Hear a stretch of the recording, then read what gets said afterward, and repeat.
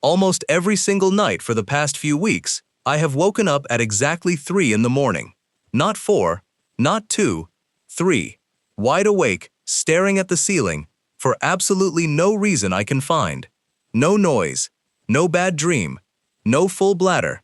Just fully conscious, lying there, while my brain calmly runs through every slightly embarrassing thing I have ever said out loud in my entire life. Then, almost exactly 40 minutes later, I fall right back asleep like nothing happened. Turns out this is not insomnia, and it is not some spiritual witching hour thing either. Sleeping in one solid 8-hour block, the way we have all been told is correct, might actually be a fairly recent invention. And your ancestors, for most of human history, were doing something at 3 in the morning that has nothing to do with anxiety and everything to do with keeping themselves alive. Which raises a question MS genuinely cannot let go of.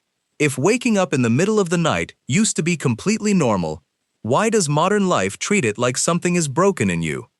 Hi, I'm Marin Still, and today, MS is investigating the ghost hour. MS is not going to tell you that 8 hours of unbroken sleep is a myth you can just ignore, and MS is also not going to tell you your 3 a.m. wake-ups are nothing to worry about. Full stop, no nuance. MS is going to walk you through what historians and sleep researchers actually found when they went looking into how humans used to sleep before electric light existed. And by the end of this, 3 in the morning is going to feel a lot less lonely. Let's start with the historian who first noticed something was off. A historian named Roger Ekirch at Virginia Tech spent years combing through diaries, court records, medical texts, and literature from before the widespread use of artificial lighting, looking for any casual mentions of sleep. What he found, over and over, in documents from all across pre-industrial Europe, were offhand references to something called first sleep and second sleep, with a period of wakefulness in between that people treated as completely ordinary. People in these old records were not describing insomnia. They were describing a totally normal part of the night.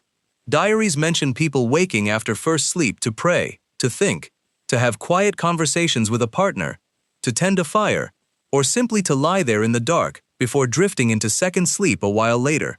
It was such a standard part of life that there was not even a sense of alarm attached to it, the way we feel alarm now when we wake up at 3 a.m. and immediately start worrying about how tired we will be for work.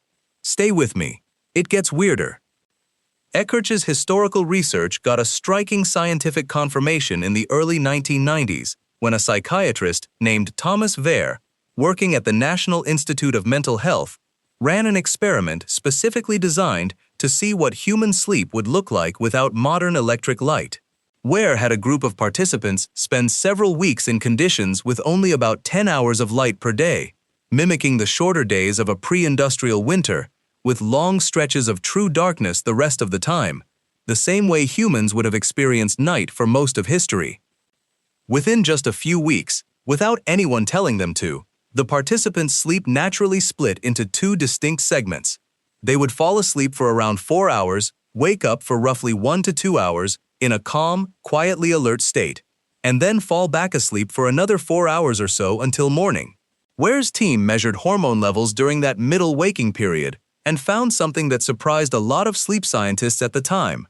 Prolactin levels, a hormone associated with feelings of calm and relaxation, were actually elevated during that quiet middle-of-the-night wakefulness. The body was not malfunctioning. It was resting in a genuinely restful, biologically supported state of quiet wakefulness, exactly like the old diary entries described. So why would our bodies be built this way in the first place? Think about what nighttime actually meant for your ancestors before artificial light existed. A fire needed tending, or it would burn out and leave the group cold and exposed. Predators were most active at night, and a group that slept the entire night in one uninterrupted block, with nobody stirring to check their surroundings, was a group with zero night watch. A natural tendency to surface into a light, alert state partway through the night, check the fire, listen for anything moving nearby, maybe exchange a few quiet words with whoever else was awake, then drift back down into sleep, is not a glitch. It is a built-in safety check, running on a schedule that made sense for tens of thousands of years. Picture an actual night at an ancient camp. Somewhere in the group, someone naturally surfaces from first sleep in the deep dark hours. They do not panic. There is no anxious internal narrative about being broken or exhausted tomorrow. They simply get up, quietly feed a few sticks into the coals to keep the fire from dying, glance out at the tree line, maybe notice someone else nearby is awake too, share a few low words, and then lie back down, drifting into second sleep without any struggle at all. The waking itself was never the problem. It was simply part of the rhythm. Which brings us to why this all fell apart. Cheap, reliable artificial light changed nighttime completely, starting with gas lighting and accelerating hard once electric light became widespread. Nights that used to be defined by true darkness became extended daytime.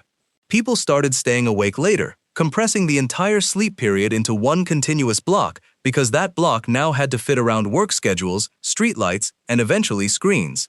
Consolidated 8-hour sleep is not some ancient biological default. It is largely a product of the last couple hundred years, built to fit an industrial schedule rather than an ancient one. So when you wake up at 3 in the morning for no obvious reason, and your brain immediately jumps to something is wrong with me, consider a different possibility. Nothing is wrong with you. You are running a rhythm that your body has been running for most of human history. A rhythm that only recently got told it was a problem to solve. Waking briefly in the night, checking that everything is calm, and drifting back down again might be less of a malfunction and more of an old instinct, quietly checking on a fire that has not needed tending in a very long time, but that some part of you is still keeping watch over anyway.